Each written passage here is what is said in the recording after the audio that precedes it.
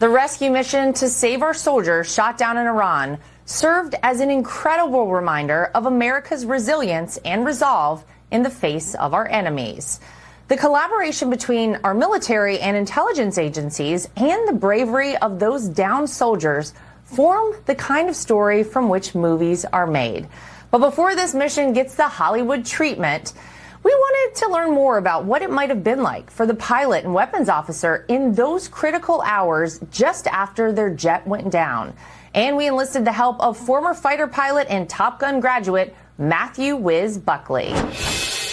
Matthew Whiz Buckley, thank you so much for having us here. We're standing here in front of a fighter jet. This is not an F15E Strike Eagle like, we had to do the rescue for over in Iran, but this is now a privately owned plane, and it is a two-seater fighter jet, right? It is. This is an Aero Vodochi L-39 Albatross. There's about 200, 250 of these in the United States. It's a former Soviet Union light attack jet that they also use for training, but you can privately own these in the U.S., and we actually own it through the No Fallen Heroes Foundation. This was probably the most intense, daring mission, maybe in American history, at least recent American history, where, both of these individuals, both of these airmen were recovered. So what was your reaction to seeing this rescue? Because this really was epic, I think, for all of us. There's no other military on the planet that can fight its way into enemy territory, build a mobile airfield, have helicopters pop out of some of our special forces plane, go rescue a downed airman,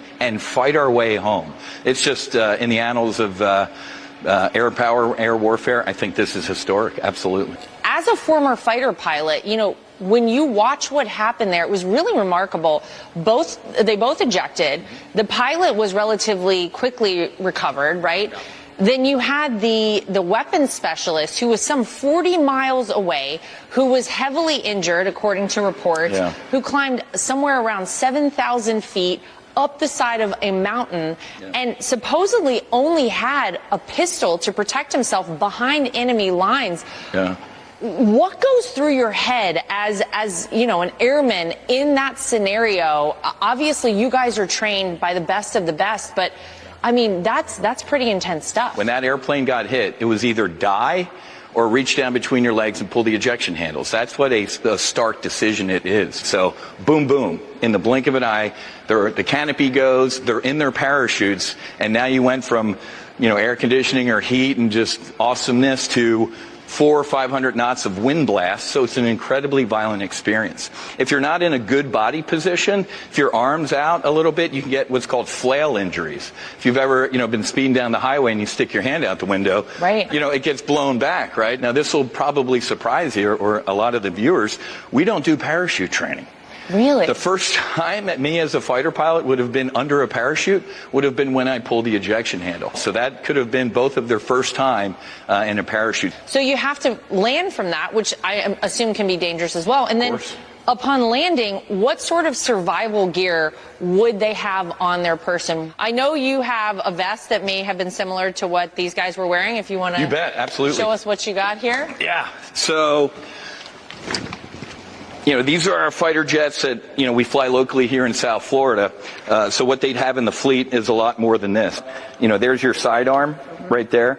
I always carried extra bullets. It's actually very impressive to think that this one airman had literally behind enemy lines, when he had a bounty on his head, one pistol. Correct. To protect himself. Well, so in the seat pan, there is actually a collapsible semi-automatic weapon.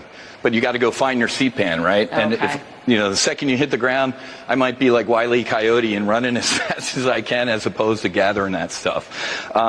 So we would also have smoke, and then we'd also have signal flares here as well. So smoke's pretty good for the helicopter to come in and show them which direction the wind's blowing. So imagining you are this, one of these two airmen, the second you hit the ground, the second your parachute brings you to the ground safely, what's the first thing you're taught to do? Do you hide the parachute so that the enemy can't find it? What do you do? It's just going to depend on what the ground situation is. How far is the enemy, or how close is the enemy? Do I need a boogie, or can I hide my parachute?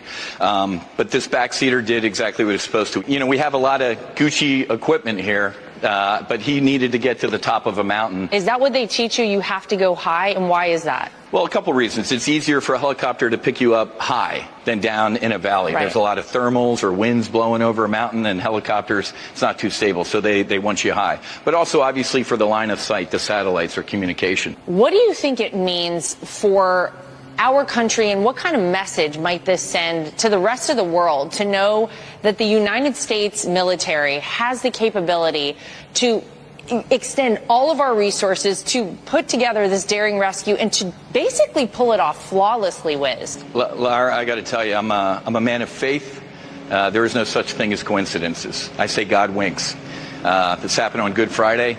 We got rescued on Good Easter, right? By a group of young men and women whose motto is so that others may live. Nobody else, no other military on the planet can fight their way into bad guy country, pick up one of our own, and fight their way home. You know, Secretary Hegseth, General Kane, man, I mean, they just, two better leaders than this, and obviously President Trump. All right, well, why don't we climb in and you can show me what I need to know about ejecting, God forbid, out of one of these planes. Let's do it.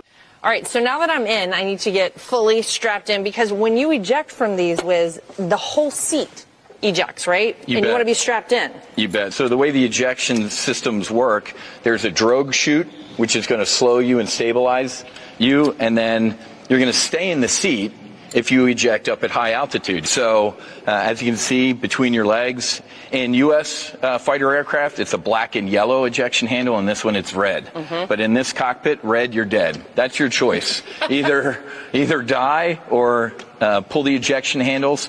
You'd want to get into a good body position, and in a two-seat jet, you'd say eject, eject, eject. And if you wait for the fourth one, you're on a solo flight, because we'll pull the handles. In about 0.3 seconds, the back seat goes, then you're going to go, and then you're hanging in your parachute. You'd fall in your seat until it got to a low enough altitude where the seat would push you out. What is going through your head if you are in this seat and you know you're about to pull this ejection handle here? What goes through your head? It's probably the most violent experience the human body can go through. Absolutely. Wow. And then to go after that for 45 hours, to hike up a mountain, to have survived all that this airman did is really amazing. I'll tell you what, first of all, the adrenaline of I'm either going to die or I'm going to eject. Right. All right, well, I lived. Now I'm on the ground. So the adrenaline spike must have been absolutely through the roof. But it's like breathing. That's when the training kicks in and you're just going through the motion. I remember landing aboard the boat at night before and taxiing the jet and getting out and going below and not even kind of remembering the landing. It was just hands and feet move and things were just happening. And I'm like, man, you're kind of in the zone. But that's why we train. We train because you fall back to your level of training. And if you had crappy training, you're going to be in a tough place. The good news is we train the best and the brightest, and we have the greatest fighting force on the planet. Amen. And that's one of the reasons that we're here to talk about this incredible rescue and survival. There's a motto in the military: you train like you fight, and you fight like you train. There you go.